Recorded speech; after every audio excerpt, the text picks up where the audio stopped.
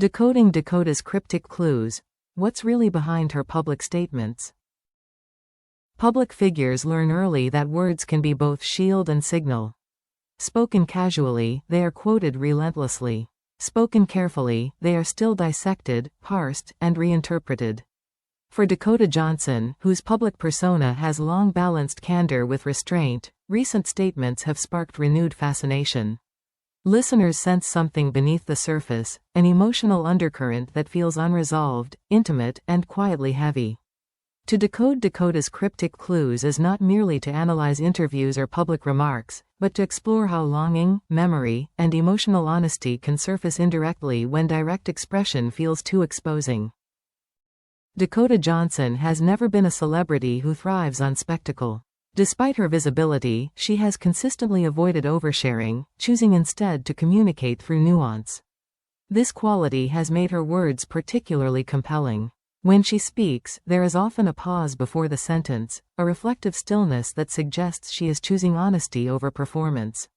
In recent months, that stillness has felt charged, as though she is speaking around something rather than about it, leaving space for interpretation. Observers have noted a shift in tone rather than content. Her statements are not dramatic, nor overtly confessional. Instead, they are measured, sometimes abstract, and occasionally tinged with melancholy. When asked about love, relationships, or emotional growth, Dakota often frames her answers philosophically. She speaks of timing, of learning, of the importance of self-awareness. Yet within these reflections, there are hints of loss and unresolved attachment, clues that suggest she is still in conversation with her past. One of the most striking aspects of Dakota's recent public language is her emphasis on longing. She does not name it directly, but it appears in the way she talks about connection. She describes relationships as experiences that linger, as bonds that do not simply end when circumstances change. In one interview, she remarked that some people stay with you, even when they're gone. The sentence was brief, almost casual, but it resonated deeply with listeners. It suggested an emotional continuity, a sense that love, once formed, leaves an imprint that time does not easily erase. This idea of emotional residue appears repeatedly in her statements. Dakota often speaks about memory not as something static, but as something alive, evolving with the present. She implies that past relationships shape how one loves in the future, not only through lessons learned, but through feelings that remain quietly active. These reflections hint at a love story that has not been fully laid to rest, one that continues to echo beneath her composed exterior.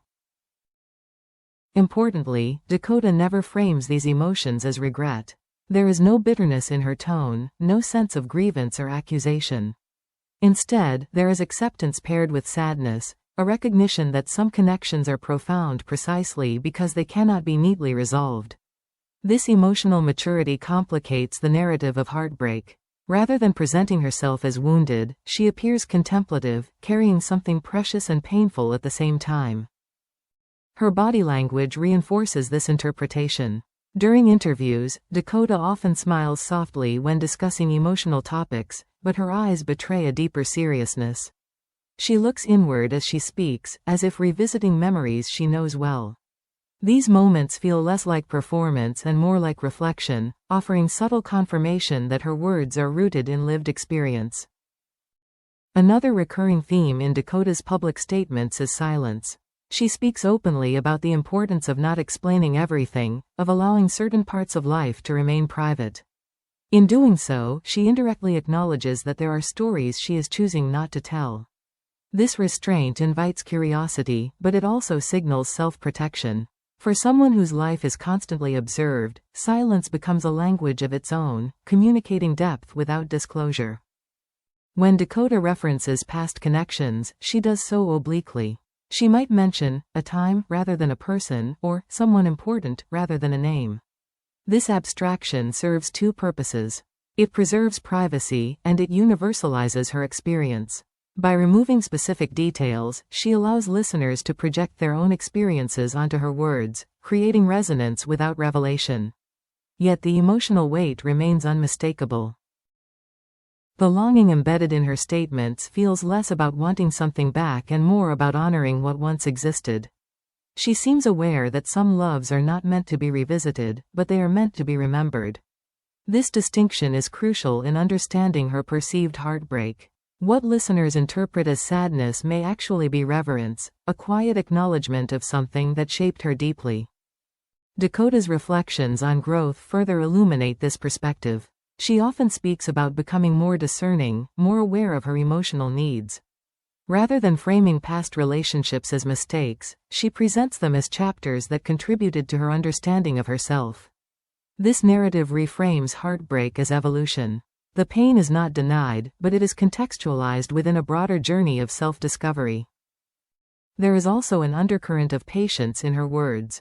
Dakota frequently emphasizes the idea that life unfolds at its own pace, that forcing outcomes often leads to disappointment.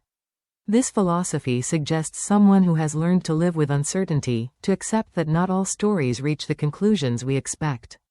In this light, her cryptic clues read less like unresolved pain and more like ongoing integration. Public fascination, however, tends to gravitate towards simpler explanations. Listeners search for a singular love story, a defining heartbreak that explains her tone. While it is possible that specific past connections influence her reflections, reducing her emotional landscape to one narrative risks oversimplification. Dakota's statements suggest a more complex interior life, shaped by multiple relationships, experiences, and personal transformations. Still, the echoes of a significant love story are difficult to ignore. When Dakota speaks about trust, vulnerability, or emotional intimacy, there is a gravity that suggests first-hand knowledge of both its beauty and its cost. She speaks of love as something that requires courage, something that leaves one changed regardless of outcome. These insights often feel too specific to be purely theoretical, reinforcing the sense that her words are informed by deeply personal history.